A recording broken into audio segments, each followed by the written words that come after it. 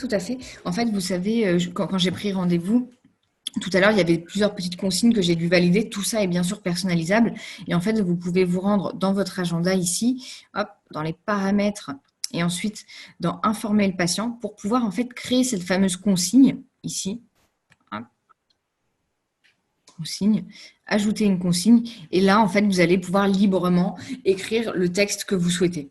Il faut juste bien choisir le motif consultation vidéo, nouveau patient ou patient suivi, ou les deux. Donc, vous pouvez noter merci de bien partager ou préparer vos photos en amont des consultations.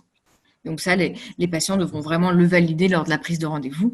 Et si vous le mettez ici, après la prise de rendez-vous, cette information sera aussi dans le mail de rappel. Donc ça peut être aussi utile de le mettre à ces deux endroits-là. Le virement des honoraires donc, se font, comme je le disais, une fois par semaine.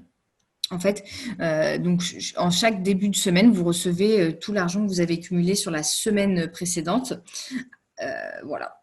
À savoir qu'il y a juste 1% de frais bancaires qui sont retenus par Doctolib. C'est la seule chose qui reste réellement à votre charge.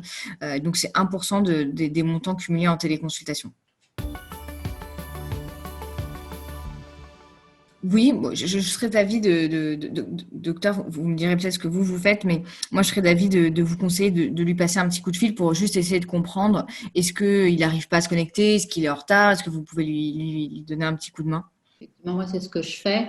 Et alors, il y a beaucoup moins de loupés, enfin, de patients qui ne viennent pas en téléconsultation, hein, comme ils ont mis leur code de carte bleu. Il y a moins d'absents. Dans ces cas-là, déjà, on peut mettre en place, encore une fois, une petite consigne en amont pour prévenir ce genre de petits couacs en indiquant que une consultation égale un patient. Après, c'est vraiment à vous de juger. Est-ce que vous souhaitez quand même faire cette consultation ou non, ou dire au patient de prendre 2 rendez-vous? La seule chose, c'est qu'en fait, la partie facturation, vous avez vu tout à l'heure, je pouvais mettre un autre montant. Donc en fait, vous pouvez mettre un montant qui va être plus élevé que celui de l'empreinte bancaire, mais à savoir que c'est le patient, à la fin de la consultation, qui doit aller valider ce fameux montant supplémentaire. Et donc en fait, la seule chose, c'est que vous avez entre guillemets pas de garantie qu'il va aller valider ce montant-là. Donc vous avez un tout petit risque que vous soyez pas forcément rémunéré pour les 2 consultations. Donc je sais qu'il y a certains praticiens qui s'arrangent avec les patients, hein, mais c'est à vous de voir. Mais en tout cas, c'est possible de facturer, si vous voulez, 2 patients. Il faudra juste bien faire 2 feuilles de soins aussi dans votre logiciel ou dans Doctolib. Là aussi, tout dépend un petit peu des cas, mais si vous avez, vous, réussi au moins à démarrer la consultation, potentiellement, si vous avez vraiment besoin de voir quelque chose, tant mieux, et vous avez eu le temps de le voir, ou alors le patient vous a partagé les documents. Dans ces cas-là, moi, je vous invite vraiment à terminer la consultation au téléphone. Après, si vous avez vraiment besoin de voir visuellement le patient, ce que je peux vous recommander, c'est juste de raccrocher, pas terminer, et relancer la vidéo, et juste entre-temps, appeler le patient pour lui demander de se mettre plus proche d'une borne Wi-Fi, peut-être, ou bien vérifier qu'il est en 4G. Je pense oui, parce qu'en fait, vous pouvez le télécharger sur votre ordinateur en direct, et ensuite, via un outil d'ouverture d'image, vous pouvez très bien zoomer.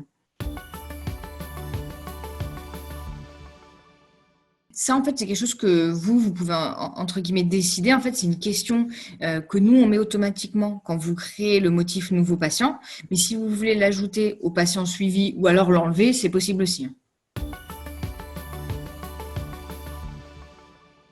Non, l'ordonnance est disponible à l'infini pour les patients, sauf si vous décidez de la supprimer.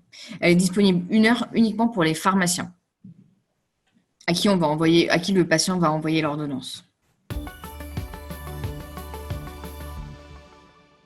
En soi, il peut, mais c'est pas forcément hyper intuitif dans le sens où s'il est sur son smartphone, en fait, s'il quitte la consultation, ça va raccrocher. Donc, c'est pas forcément ce qu'on recommande.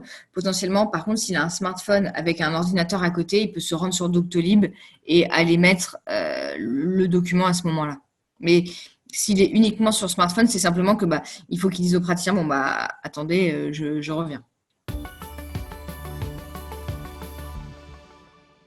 Si elle se coupe, en fait, vous avez normalement un bouton en haut à gauche à la place de l'image du patient pour relancer la vidéo. Donc là, ça va renvoyer une notification au patient lui indiquant que vous relancez la vidéo et qu'il peut se reconnecter. Ou alors, comme on le disait tout à l'heure, sinon vous pouvez terminer potentiellement la consultation au téléphone.